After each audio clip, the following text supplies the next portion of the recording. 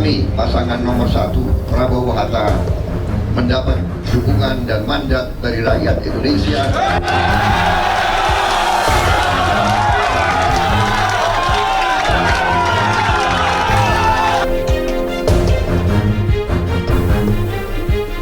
Saya Prabowo Subianto menyatakan bahwa saya dan saudara Sandiaga Uno mendeklarasikan kemenangan sebagai Presiden dan Wakil Presiden Republik Indonesia tahun 2019-2024. Nah, di sini ada yang paling aneh dan lucu, itu dari lembaga survei di sini. Yaitu bahkan hasil survei LSI yaitu merilis Ganjar Mahfud dinilai paling potensial melakukan kecurangan pemilu. Hello, kita kan sudah tahu ya fenomena perpolitikan saat ini itu siapa yang potensial melakukan kecurangan di sini sudah tahu kan. Mulai dari putusan MK dan lain sebagainya, gimmick-gimmick politik, drama-drama politik yang terjadi saat ini, dan bahkan juga sampai saat ini pun juga masyarakat menyuarakan tentang dinasti politik dan lain sebagainya.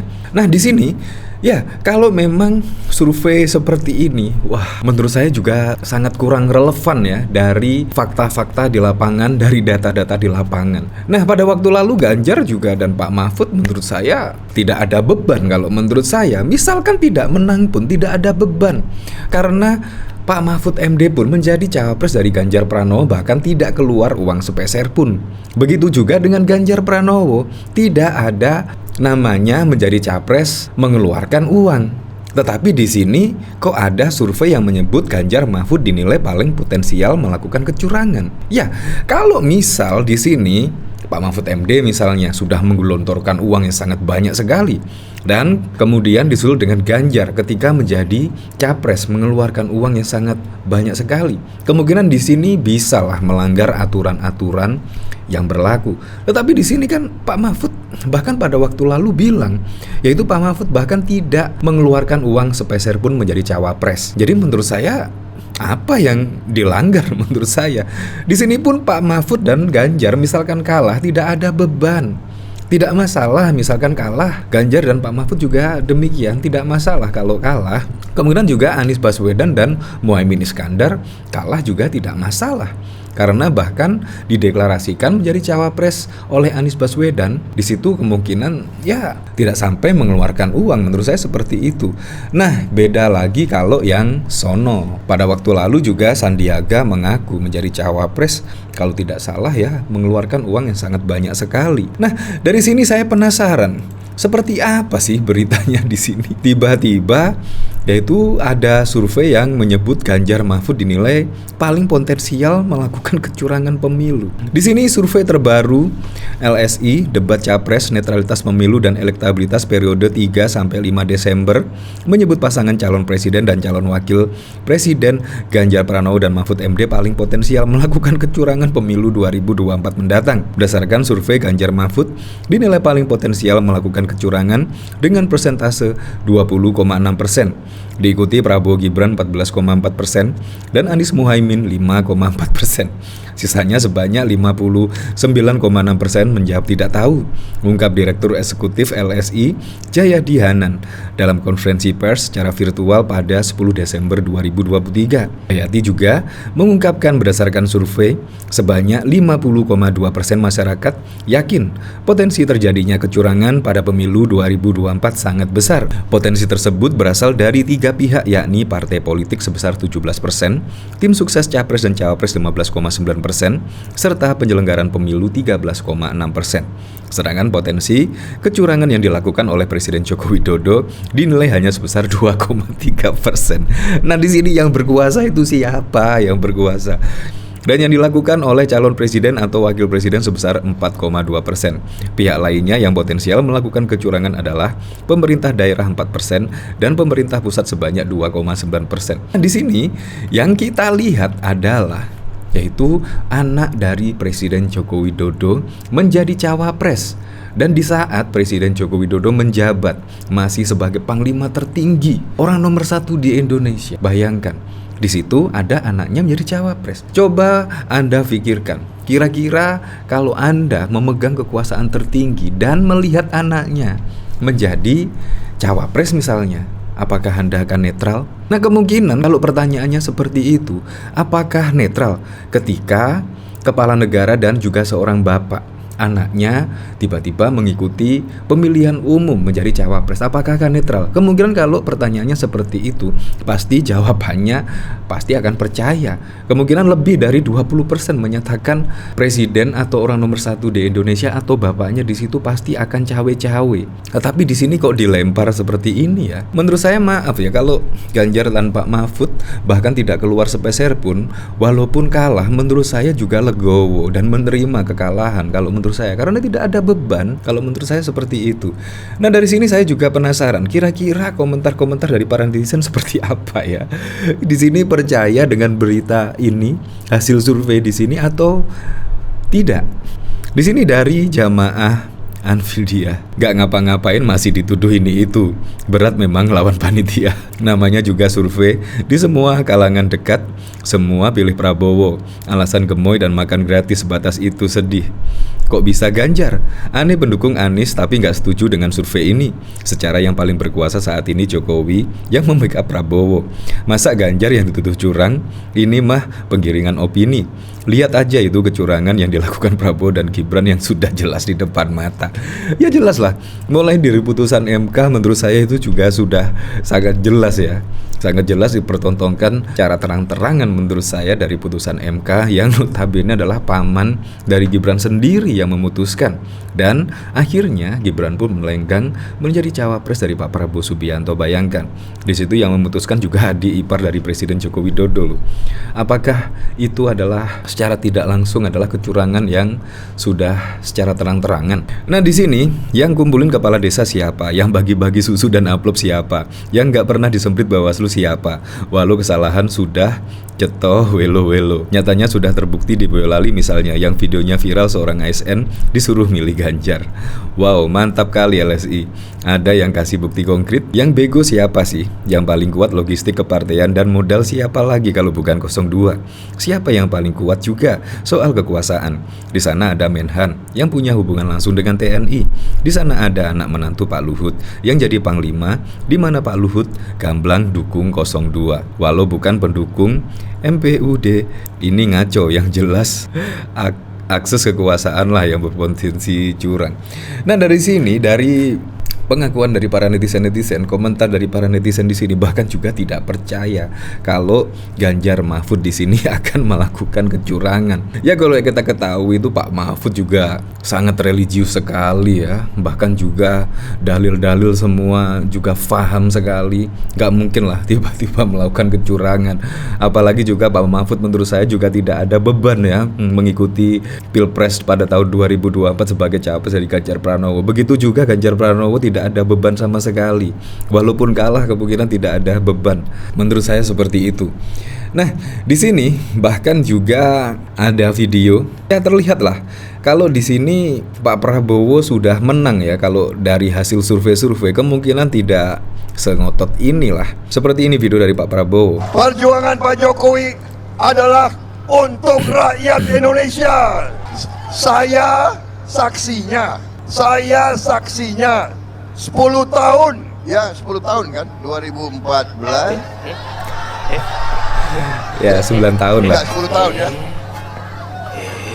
Hah? Enggak. Yang benar-benar bertanding 5 tahun. Tanding? Iya kan? Iya. 5 tahun kan? Ya seperti itulah. Jadi di sini bahkan juga dikomentari oleh Akitu Lalit, letak Haiti lupa, Pancasila lupa, hari kemerdekaan lupa, kapan mulai jadi Menkumham lupa. Satu-satu hal yang Prabowo tak pernah lupa adalah ngedaftar jadi capres bukan ke posyandu. Pada waktu lalu juga rame ya ketika Pak Prabowo Subianto juga sujud syukur dan mendeklarasikan sudah memenangkan sebagai presiden. Bahkan juga terekam jelas pada Pilpres 2014 dan 2019. Apakah akan terjadi lagi pada Pilpres 2014? Apapun itulah untuk Pilpres 2024 mendatang, semoga saja berjalan dengan aman, berjalan dengan lancar, dan yang paling penting berjalan dengan jujur dan juga adil.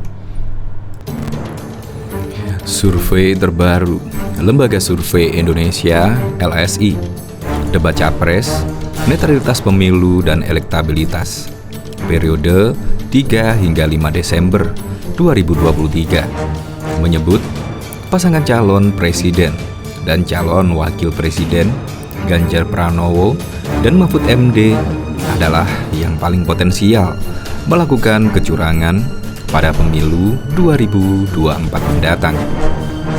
Berdasarkan survei Ganjar Mahfud, dinilai paling potensial melakukan kecurangan dengan persentase 20,6%, diikuti Prabowo Gibran 14,4% dan Anies Muhaimin 5,4%. Sisanya sebanyak 59,6% menjawab tidak tahu, ungkap Direktur Eksekutif LSI Dayadi Hanan dalam konferensi pers secara virtual pada Minggu 10 Desember 2023.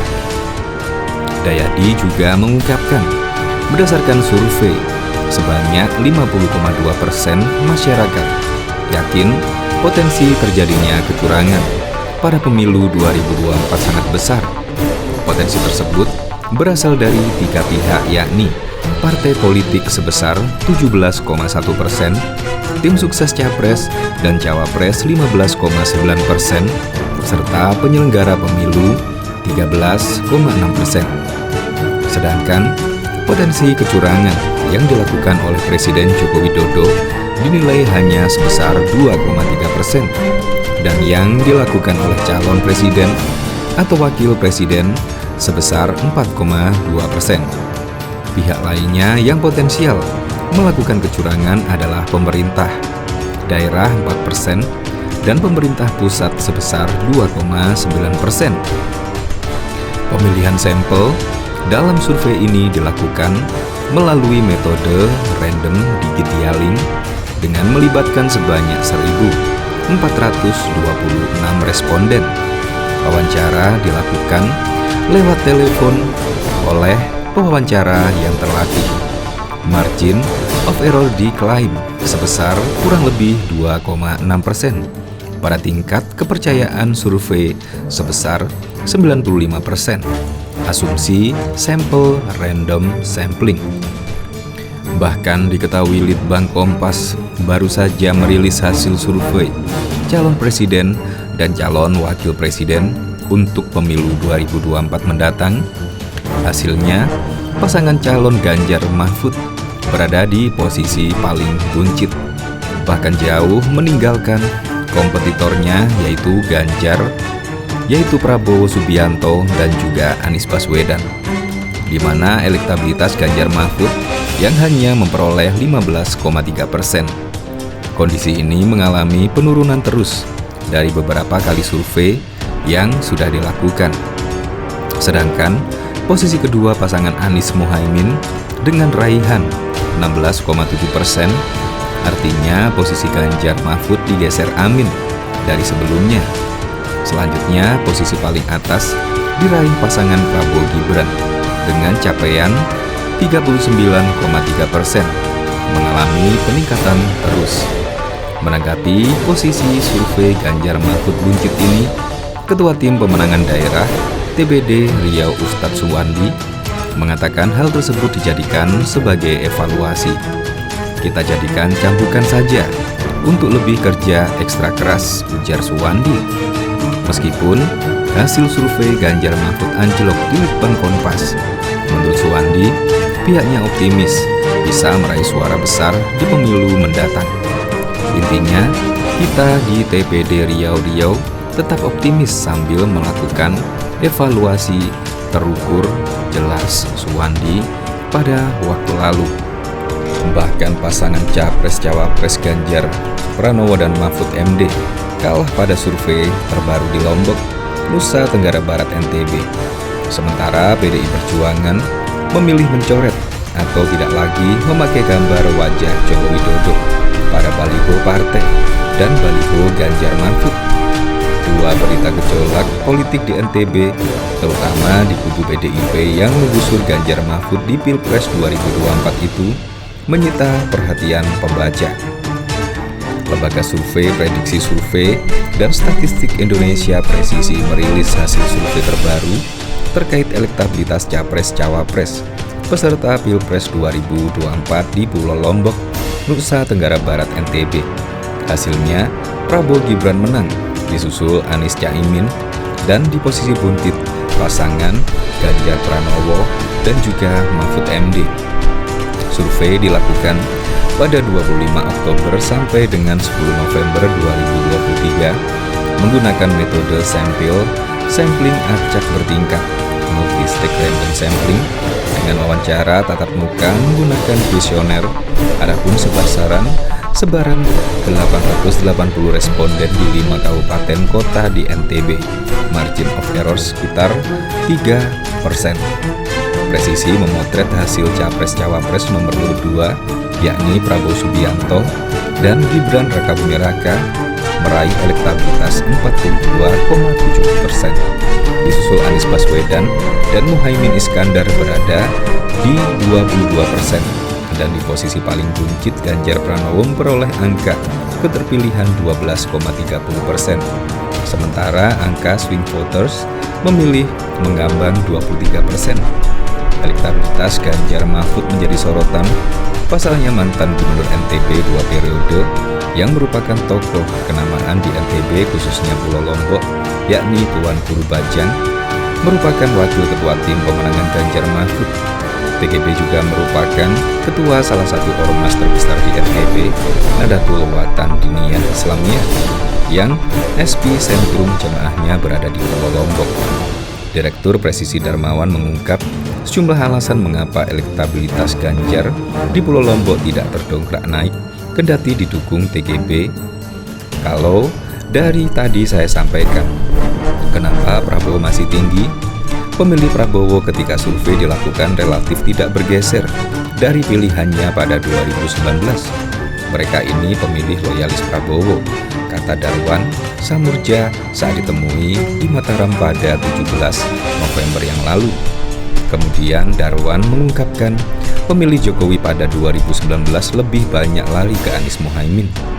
Spesifik soal TGB, Darwan mengaku terpengaruh TGB memang belum signifikan ke Ganjar Mahfud di Pulau Lombok yang merupakan kampung halaman TGB. Darwan menduga TGB memang belum intens menggarap Pulau Lombok untuk pemenangan Ganjar Mahfud. TGB lebih rutin melakukan safari politik pemenangan Ganjar Mahfud di luar NTB. Bahkan PDIP memilih tak lagi memasang gambar Presiden Joko Widodo di baliho Capres-Cawapres Ganjar Pranowo dan Mahfud MD. PDIP memiliki alasan tersendiri kenapa gambar Jokowi dicoret dari baliho Ganjar Mahfud di Mataram, Lombok, NTB. Sebelumnya, baliho PDIP di Mataram selalu menyertakan gambar Jokowi, partai berlambang banteng moncong putih, mengira gambar Jokowi bisa meraup banyak suara di sana. Belakangan, gambar Jokowi sudah tak dipakai lagi. Gambar Jokowi dicoret dari baliho partai maupun baliho Ganjar Mahfud. Disebut-sebut karena manuver politik Jokowi dan keluarga. Dikonfirmasi terkait tak lagi munculkan foto Jokowi dalam baliho Ganjar Mahfud milik PDIP NTB, Ketua DPD PDIP NTB Rahmat Hidayat memberikan keterangan. Rahmat mengaku memang sengaja tak lagi memasang foto Jokowi atas alasan Jokowi sebagai presiden. Tak elok jika foto presiden ikut tampil pada baliho sosialisasi Capres dan Cawapres.